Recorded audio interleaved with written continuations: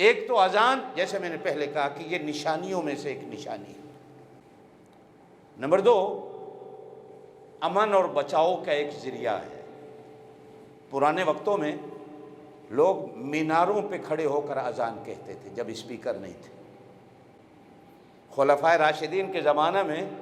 مسجد نبی کے 4 مینار ہوتے تھے، چاروں میناروں میں آدمی کھڑے ہو جاتے تھے اذان کہنے والے۔ اسپیکر آ گیا، ٹھیک ہے، دور تک آواز چلی جاتی ہے، لوگوں کو پتہ چل جاتا ہے کہ نماز کے لیے بلایا جا رہا ہے، اچھی چیز۔ یہ بھی ایک نشانی اس کے لیے بھی ہے، لیکن یہ امن کے لیے، سکون کے لیے، پیار اور محبت کے لیے۔ مسجد جس طرح امن کی جگہ ہے، اسی طرح اذان اور جس مینارے سے اذان کی آواز دی جاتی تھی وہ بھی ایک امن کی نشانی ہوتی تھی اور سکون کی نشانی۔ ہمارے ہاں آج کل مسجدیں ہوتی ہیں نا گاؤں میں، یہ عجیب بات ہے، وہ مسجد والا اسپیکر کا منہ اس مسجد کی طرف کرتا ہے، یہ مسجد والا اسپیکر کا منہ اس مسجد کی طرف کرتا ہے، تیسری مسجد والا اپنے 2 اسپیکر لگاتا ہے، ایک کا منہ ادھر کرتا ہے، ایک کا منہ ادھر کرتا ہے۔ یہ لڑائیاں بن گئی ہیں۔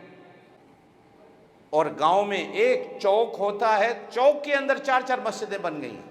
اور باہر لکھا ہوا ہوتا ہے یہ فلانے فرقے کی ہے، یہ فلانے فرقے کی ہے، فلانے کی ہے، فلانے کی۔ آپ نے تو نہیں دیکھا ہوگا، میں نے تو بعض ایسی مسجدیں دیکھی ہیں باہر بورڈ لگا ہوا ہوتا ہے تبلیغی جماعت والوں کا اندر آنا منع ہے۔ میں اور میرا ابا مرحوم ایک مسجد میں گئے نماز پڑھنے خانیوال میں، مولوی صاحب نے کہی ہمیں دیکھ لیا یہ نماز پڑھنے، طالب علموں کو اسپیکر چلا کر اعلان کرتا ہے کہ مسجد میں 2 کتے آ گئے ہیں اور یہ وہاں بڑے کتے ہیں، آؤ مسجد کو دھونا ہے، پاک کرنا ہے، مسجد پلیت ہو گئی ہے۔ میرے ابا جی نے جلدی سے سلام پھیرا، مجھے بھی کہا سلام پھیر، جوتی اٹھا، نکلے نہیں تجھے مارنے لگ جائیں گے۔ ہم نکلے، وہ لوگ آ گئے ڈانگے لے کے، شکر ہوا کہ ہم نکل چکے تھے، پیچھے پوری مسجد کو دھویا گیا، کتے آ گئے مسجد میں، مسجد پلیت۔ مسجدیں جو امن کی جگہ تھی ہماری، آج حکومتیں لاکھوں امن کمیٹیاں بنا لیں، ان سے امن نہیں ہوتا، امن یہاں سے نکلتا ہے۔ میرے اندر جب برداشت کا مادہ ہی نہ ہو، آپ سے میں کیا گلہ کروں، علماء کے دلوں کے اندر سے برداشت کا مادہ چلا گیا، جمعے والے دن اسپیکر پہ وہ کافر، وہ کافر، وہ کافر، وہ کافر، مسجدوں کا رخ ادھر ہی ہوتا ہے، گاؤں والے پریشان ہو جاتے ہیں کہ آواز کسی کی کانوں میں نہیں پڑ، جبکہ یہ مسجدیں ہماری اور مسجدوں کے مینار اور میناروں سے نکلنے والی اذان امن کی جگہ تھی کہ آپ صلی اللہ علیہ وسلم اور خلفائے راشدین فوجوں کو بھیجتے وقت کہا کرتے تھے کہ جس گاؤں میں مسجد دیکھنا اس گاؤں والوں سے لڑائی نہ لڑنا۔ بلکہ یاد ہوگا کہ میں نے جاتے وقت جب فتح مکہ پر آپ کے سامنے بیان کیا تھا تو آپ صلی اللہ علیہ وسلم نے کہا تھا کہ جو بندہ کعبے کے اندر داخل ہو جائے گا اسے بھی کچھ نہیں کہا جائے گا، وَمَن دَخَلَهُ كَانَ آمِنًا،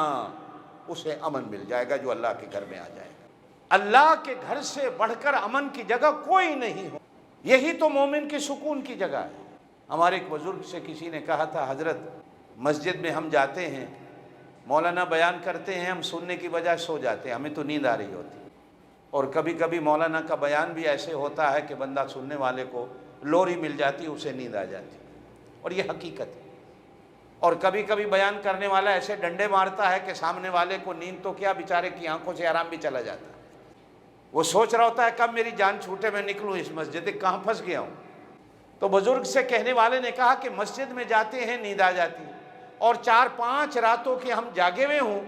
سینما چلا جائیں، ٹی وی کے آگے بیٹھ جائیں تو نیند ہی نہیں آتی، نیند ہی چلی جاتی، جتنے بھی تھکے ہوئے ہوں وہاں نیند نہیں آتی، اور گھر سو کے بھی مسجد میں آ جائیں تو مسجد میں نیند آ جاتی۔ آپ کے ساتھ بھی ہوتا ہے، جیسے ہی بندہ مسجد میں آتا ہے نیند آ جاتی، اور یہ کوئی ضروری نہیں ہوتا ایئر کنڈیشن چل رہا ہو، پنکھا بھی چل رہا ہو، نام بھی چل رہا ہو تو مسجد میں نہیں۔ اس میں 2 وجہ بزرگان دین نے لکھی ہے۔ ایک تو اللہ والے نے کہا بات سنو، بندے کو نیند ماں کی گود میں آتی ہے، کانٹوں کی گود میں کبھی بندے کسی کو نیند نہیں، مسجد میں جو آتا ہے وہ ماں کی گود میں آ جاتا ہے۔